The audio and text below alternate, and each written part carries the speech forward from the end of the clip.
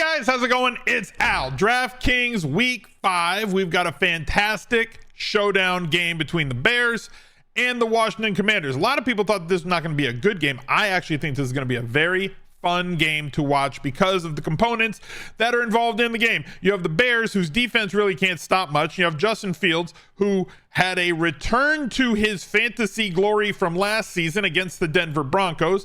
The Commanders are a middling defense, right? They're not great. They're not bad. They're not an A student or an F student. They're right there in the middle, meat of the bell curve, not showing off, not falling behind. All of that kind of leads me to believe that this game, which has a total of 44.5, Commanders favored by 6.5, is one that could have some fantasy goodness and really fun to watch, as opposed to that atrocity that we just watched on Monday night with the Giants allowing like 11 sacks of Daniel. That was a painful watch. I think this one's going to be a whole lot of fun.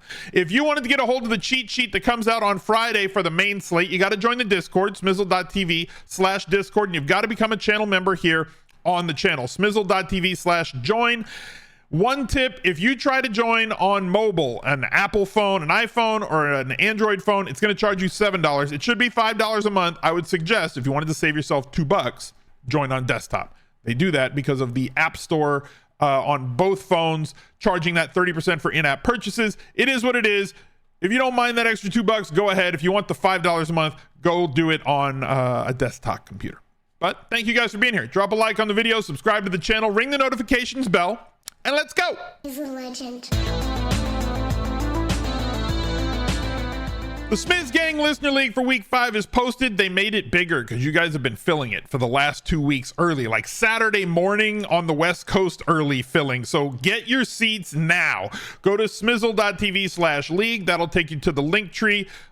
You'll find everything in there. You'll find the Listener League link, the Discord link, my Instagram, TikTok, the Fantasy Football channel where I shout out the top 10 finishers in the Listener League every single week on the recap video that's there now, that comes out every single Monday. You can see how I did the previous week, where we go over everything that happened, my picks on the cheat sheet, my cash game lineup, my tournament lineup, all that stuff.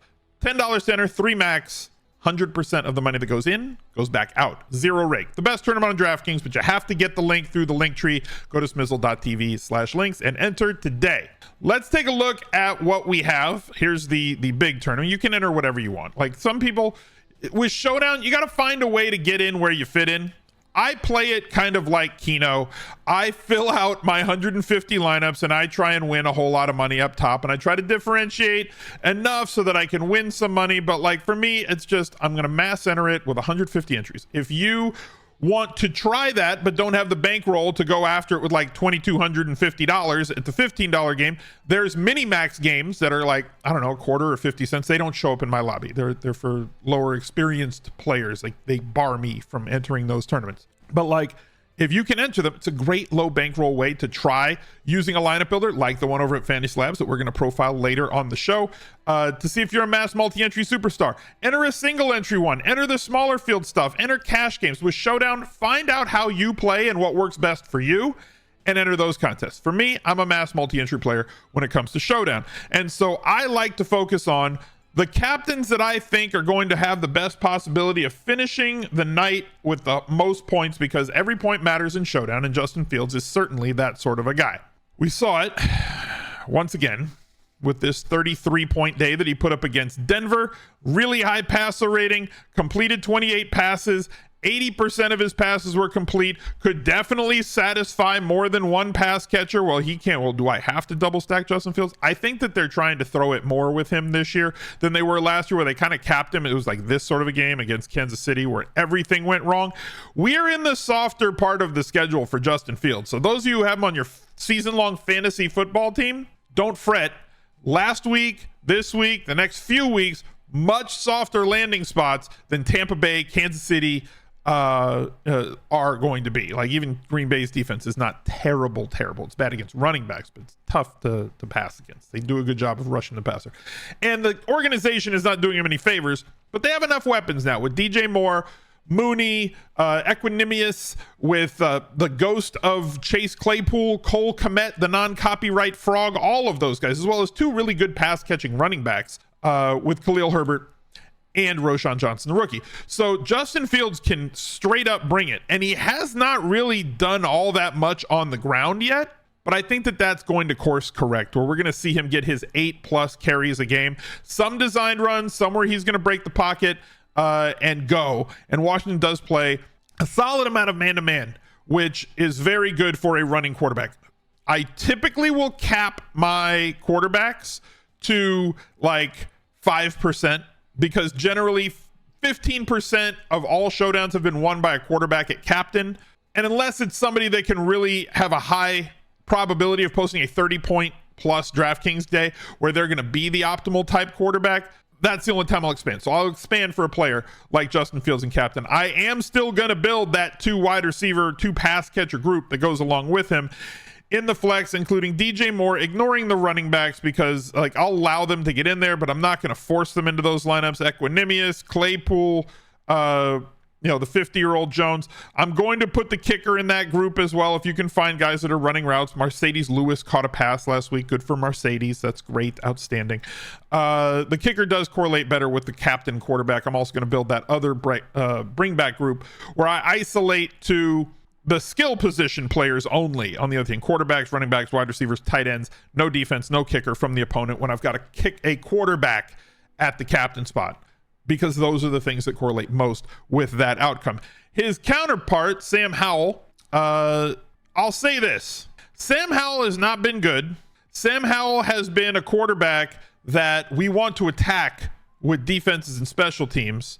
But to his credit, Sam Howell will stay in there and get socked in the mouth to try and deliver a pass. So there's some good things out there about him from a football on-field, I know ball sort of standpoint, like the film watchers like about the things that Sam Howell's bringing. He also has some talent with his legs, not a statue back there. So for us that play fantasy, there is that little bit of upside that he could scoot and do a thing for us on the ground. But I'd like to see him not get smacked in the mouth so much. One, because I don't want him to get concussed and have to leave a game. I don't want to see injuries. And 2, I would just rather him be able to stand there and deliver the ball. You can see 4 touchdowns, 5 interceptions, 4 of them in one game. It's going to be tough for him to be the optimal captain. I'm definitely going to cap him, but I would build the same sort of a group with McLaurin and Dotson. Curtis Samuel had a big game. Thomas, we'll talk about him a little bit later. I'm not going to include the running backs in this either. De'Ami Brown had 3 targets last game. Nice to see him coming on just a little bit, but his price is abnormally high at 2,800 in my opinion. I will include the kicker in that group and the same bring back group. The other positional captains that I think are in play for this game, we'll start with DJ Moore, because I wasn't all that sold on DJ Moore at his ADP. I thought he was a better on-field play, a better NFL play than fantasy play in draft season, but he's done quite well.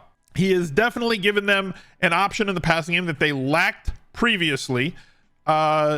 His 22 targets the last 3 weeks have been extremely encouraging. 2 touchdowns and 200-yard bonuses in that span. He definitely profiles as a captain eligible player, a captain viable player.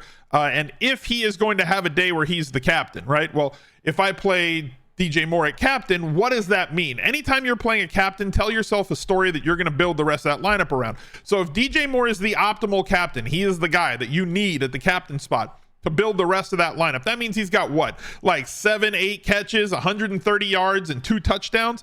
Well, if he does that, that means Justin Fields has at minimum 130 yards passing and at least 2 touchdowns passing. And he should be in that lineup as well because of the correlation between a wide receiver 1 and their quarterback. On the other side, same thing goes for Terry McLaurin. 10 targets last week, 6 each the weeks before. The difference is this is not Philadelphia, this is not Buffalo, and he's not being guarded by Patrick Surtain. So now they've got a really soft defense that they can exploit in Chicago. Chicago is really bad defensively.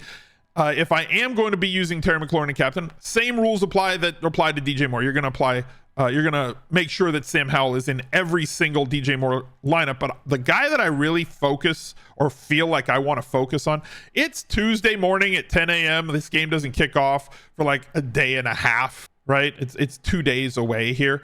So realize that you want to get more up-to-date information, you want to stay with whatever news breaks and things that change, this is why you need to join the Discord, our community of over 10,000 members in the Smizz Gang.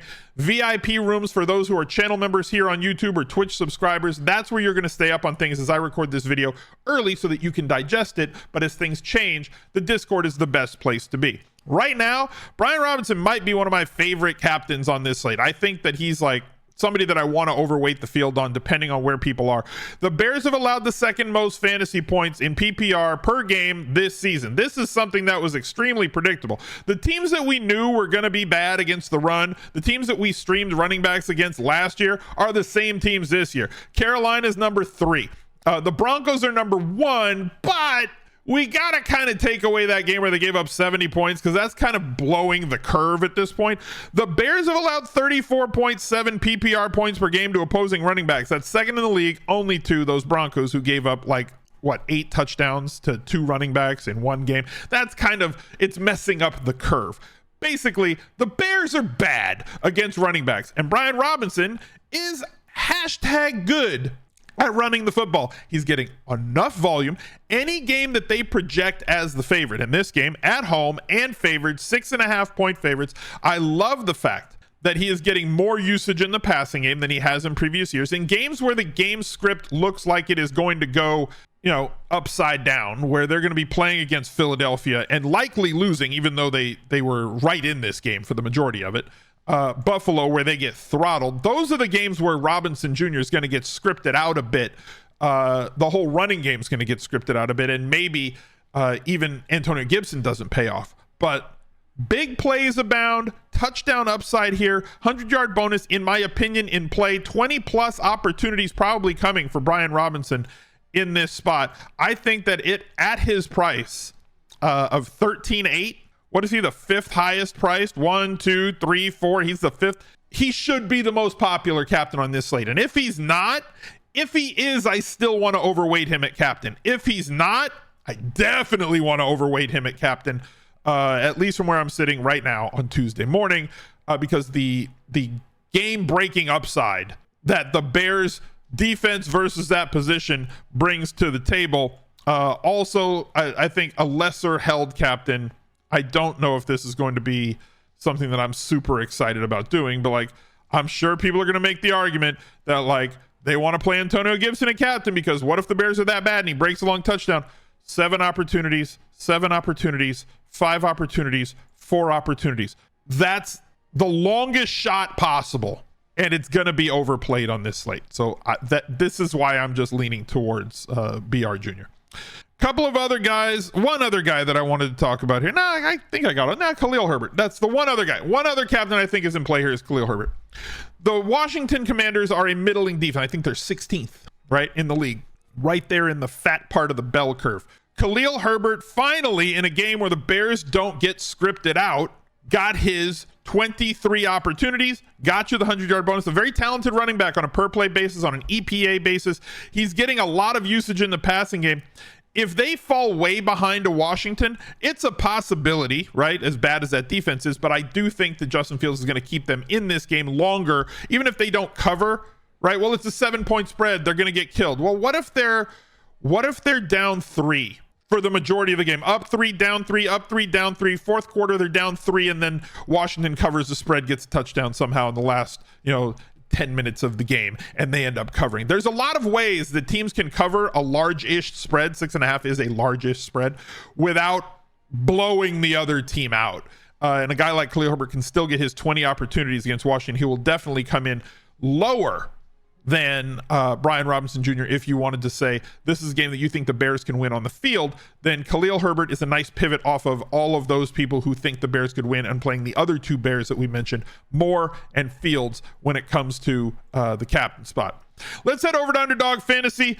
You still have, I don't know if they're doing it tomorrow. It's recently been a $500 deposit bonus. Somebody check. If you use promo code ALSMIZZLE, ALSMIZZLE, on your first deposit to the site, it had been a $100 deposit bonus, up to a $100 deposit bonus. For the last week, it's been up to a $500 deposit bonus. So check on the bonus.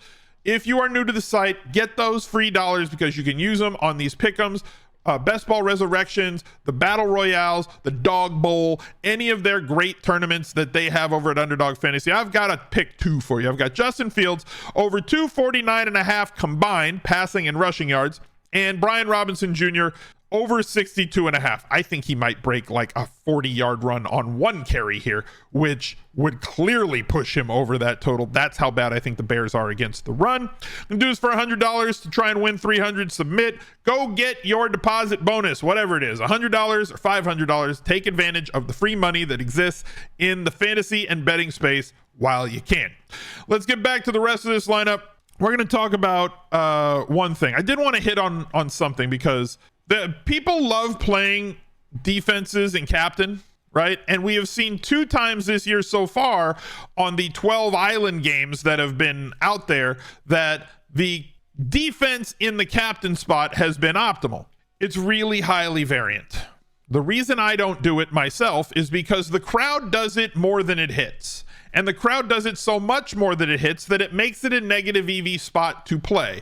However, if the Giants are playing and they're going to give up 10 sacks and a defensive touchdown every game that they play, then by all means, play the defense captain. Do whatever you want. I personally don't do it. If the defense and captain is the optimal way to go, that's just a showdown slate. I'm going to lose. I can't cover every base, so I try to cover and over-cover the ones that stack the most advantages for me as a player.